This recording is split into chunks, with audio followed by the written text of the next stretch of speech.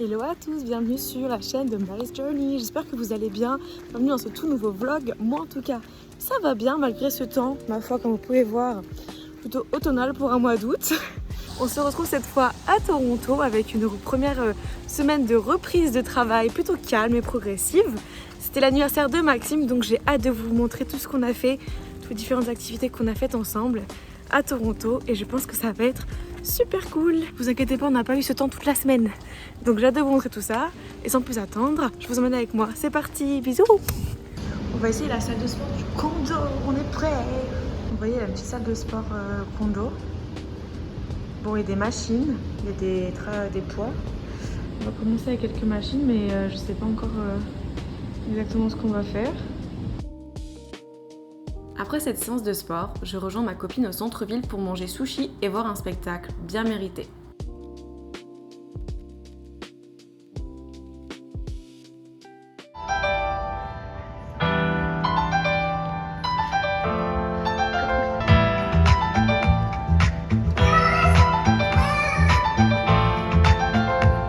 Bon là on se retrouve, on est dans la gare Union Station, donc ça résonne un peu, il n'y a pas grand monde, ça va, mais c'est un peu gênant.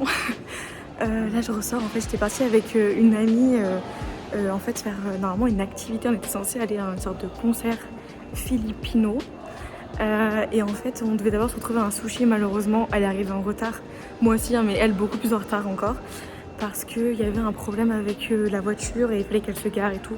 Et encore une fois, ceux qui savent pas, mais pour se garer dans Toronto, c'est une galère incroyable.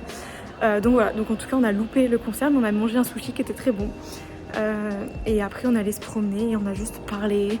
Ça fait vraiment du bien de sortir, de ressortir un petit peu, déjà avec mes amis, d'une, et de ressortir en fait pour pouvoir vraiment juste chill, organiser des sorties encore ensemble pour à venir et tout. Et j'adore, elle est vraiment trop sympa, donc c'était vraiment trop cool. Et là, du coup, on va aller prendre le train pour rentrer. Et Maxime est aussi à une sortie, donc je sais pas si vous m'entendez, mais en tout cas, on y va de ce pas, on va rentrer. Avec le travail, j'ai participé à une journée pour la communauté, ce qu'on appelle le Community Day, où nous avons aidé une association à planter des arbres dans des espaces naturels. C'était une super expérience, sans vouloir me vanter, j'ai même planté le plus d'arbres. J'ai l'impression qu'on n'a pas trop ce concept en France, donc dites-moi en commentaire si vous pensez qu'on devrait en organiser plus. Je suis trop contente de finir mon cours de japonais, et là je vais pouvoir arroser les petites plantes et les petites tomates. Et là j'ai vu quoi, il y avait des petites tomates vertes qui viennent juste de pousser, on en a deux. Mais genre je suis trop contente. Du coup avec Maxime on les regarde, on est en train de les arroser, elles sont trop mignonnes. Donc voilà, rien de mieux pour commencer un vlog que des petites tomates.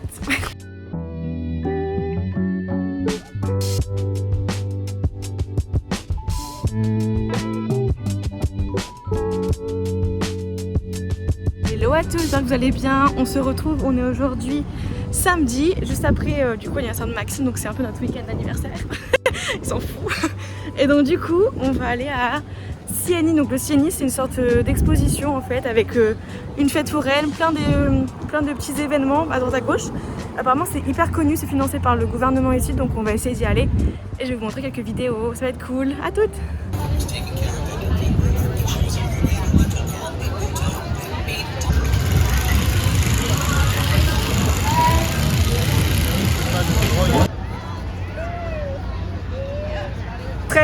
Bienvenue dans le consumérisme canadien. Je vous remets la musique et vous épargne le vacarme incessant des attractions qui me rendaient folle.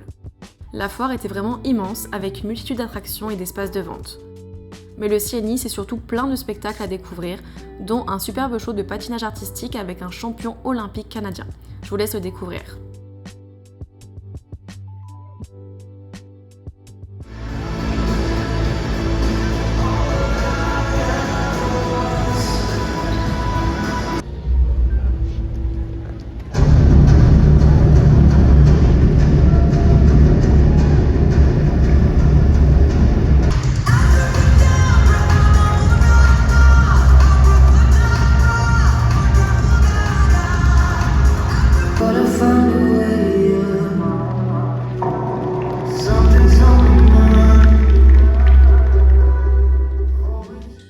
Il y a différents événements à horaires fixes répartis dans toute la foire, ainsi que des attractions accessibles en continu. C'est le cas de cette ferme avec plein d'animaux beaucoup trop mignons, mais qui nous ont fait un peu de peine, surtout à cause de la chaleur étouffante dans le hall. Ensuite, nous avons assisté à 2 autres spectacles. Une impressionnante performance d'acrobatie aérienne, où les artistes s'accrochaient à un drap suspendu à un ballon dans le vide. On a eu peur plus d'une fois qu'il tombe. Enfin, nous avons terminé par un dernier spectacle que nous n'avons pas filmé tellement nous étions absorbés. C'était un numéro d'agilité canine, à la fois adorable et vraiment bluffant. Je vous le recommande vivement, il était incroyable. J'ai été ébahie par la vitesse et la cuteness de ces chiens. Donc là on est sorti avec Maxime et il y avait des petites filles qui vendaient des limonades pour $1. Donc du coup heureusement Maxime avait un peu de monnaie. On en a pris, elles sont trop bonnes, je suis trop contente. C'est la première fois que j'ai essayé d'acheter des limonades pour les petits, pour les enfants, donc c'est hyper mignon.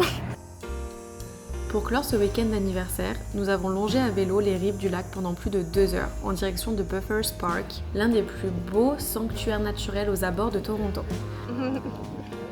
Nous nous sommes perdus un instant dans la forêt, mais ce détour nous a finalement menés jusqu'aux falaises où nous avons pu pique-niquer face à ce magnifique paysage. Si vous passez à Toronto, c'est un must-do, n'hésitez pas à vous y perdre.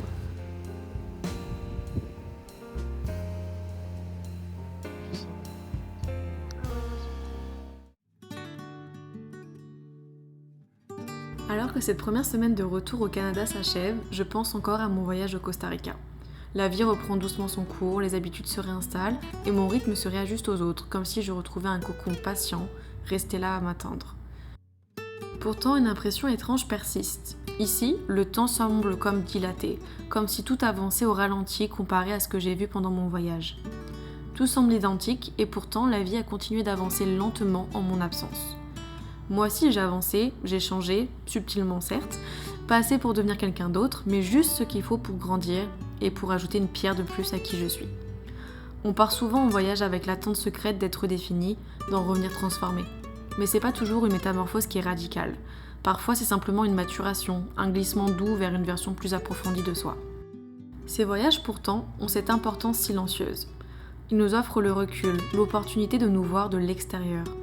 Ils nous rappellent que les choses qui nous semblent normales dans le quotidien changent, que le temps avance et nous avec. Ils nous révèlent la difficulté de sortir de nos habitudes et du confort qu'elles procurent, tout en nous faisant prendre conscience de la stabilité et du bien-être qu'elles peuvent nous apporter. Sur ces belles paroles, je vous souhaite une excellente semaine et on se retrouve la semaine prochaine pour une toute nouvelle vidéo. Je vous fais plein de bisous en attendant. Bisous!